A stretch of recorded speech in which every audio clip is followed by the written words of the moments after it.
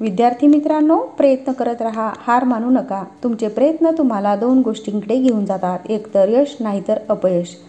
तुम्ही जर यश प्राप्त केलं तर तुमचा आत्मविश्वास वाढतो आणि जर अपयशी झाला तर तुम्ही नवीन काहीतरी शिकता. जर आपण अपयशाबद्दल बोलत असू तर एखादा व्यक्ती अपयश मिळाल्यानंतर पुन्हा किती वेळा प्रयत्न करेल? 10 वेळा, 15 वेळा, 50 वेळा? पण एवढ्या वेळा प्रयत्न केल्यानंतर तो प्रयत्न करणं सोडून देईल. पण या व्यक्तीने 1009 वेळा प्रयत्न करून सुद्धा अपयश मिळाल्यानंतर प्रयत्न करणं सोडून दिलं नाही आणि शेवटी यश मिळवलं. विन्स्टन चर्चिल म्हणाले होते, पुन्हा पुन्हा अपयशी होऊन सुद्धा पुन्हा त्याच उत्साहाने कोणी प्रयत्न करत असेल तर खरं तर तेच यश आहे. त्या व्यक्ती या गोष्टीला बरोबर करून दाखवलं. ते आहेत या जगातले सर्वात प्रसिद्ध KFC म्हणजे केंटकी फ्राईड चिकनचे फाउंडर कर्नल हार्लँड सँडर्स. यांची ही गोष्ट एखाद्या मोटिवेशनल मूव्हीसारखीच आहे. 9 सप्टेंबर 1890 हेन्री विल्ले या शहरात त्यांचा जन्म झाला. जेव्हा ते 6 वर्षाचे होते तेव्हा त्यांच्या वडिलांचा मृत्यू झाला. त्यामुळे त्यांच्या आईला पोटासाठी काम करावे लागत होतं. त्यांची आई टोमॅटोच्या फॅक्टरीमध्ये कामाला होती. यावेळेत सँडर्स घरी आपल्या लहान भावंडांची काळजी घ्यायचे आणि त्यामुळेच त्यांनी 7वी पर्यंतचं शिक्षण घेतले. त्यानंतर त्यांना स्वतः कामही करावे लागले. जेव्हा ते 16 वर्षांचे झाले त्यांनी आपलं वय लपवून ते अमेरिकेच्या सेनेमध्ये भरती झाले. पण एका वर्षानंतर त्यांचे काम संपल्यावर त्यांना तिथून काढण्यात आलं. त्यानंतर त्यांनी रेल्वेमध्ये एक कामगार म्हणून काम केले. पण तिथे झालेल्या भांडणामुळे तिथली नोकरीसुद्धा गेली. यानंतर ते आपल्या आईकडे राहायला गेले. तिथे त्यांनी इन्शुरन्स एजंट म्हणून काम करायला सुरुवात केली. पण काही कारणास्तव त्यांना ही सुद्धा नोकरी सोडावी लागली. पुन्हा पुन्हा मिळणाऱ्या अपयशामुळे ते नक्कीच दुःखी झाले. पण त्यांनी कधी हार नाही मानली.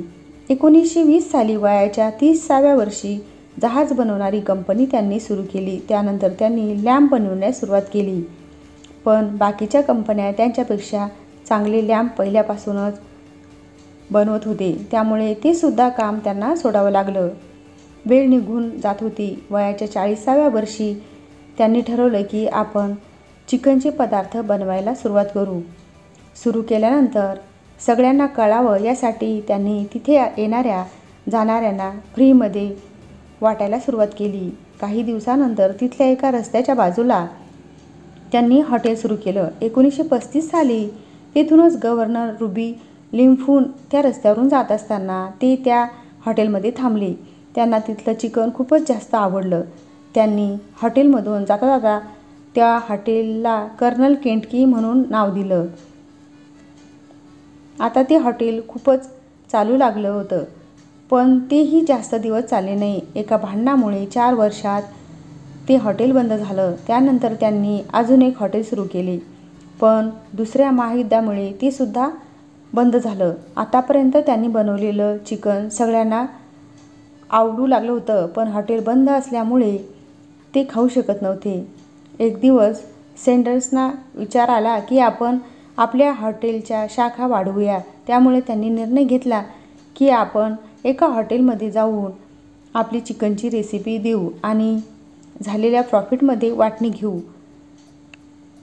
वाटतं तेवढी ही गोष्टसुद्धा सोपी नव्हती. पण त्यांनी प्रयत्न करायला सुरुवात केली. ते हॉटेलमध्ये जायचे पण त्यांची आयडिया रिजेक्ट केली जायची. असं म्हटलं जाते की अशा प्रकारे तब्बल 1009 वेळा त्यांची ही रेसिपी रिजेक्ट करण्यात आली. पण त्यांनी हार नाही मानली. ते प्रयत्न करत राहिले आणि शेवटी ते यशस्वी झाले. काही दिवसातच त्यांची ही रेसिपी खूप जास्त लोकप्रिय झाली आणि फक्त तिथेच नाही अनेक देशात ती पोहोचली.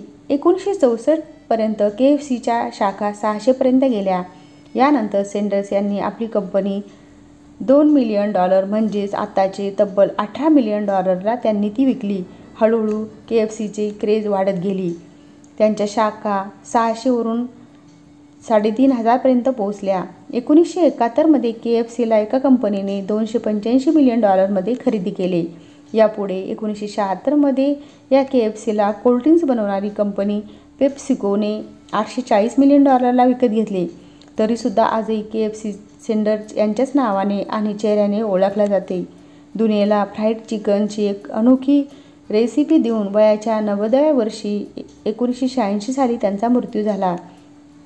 आता जगभरात डिसेंबर 2019 सालापर्यंत KFCचे तब्बल 22,621 शाखा आहे. हो, तुम्ही बरोबर ऐकत आहात, 22,621.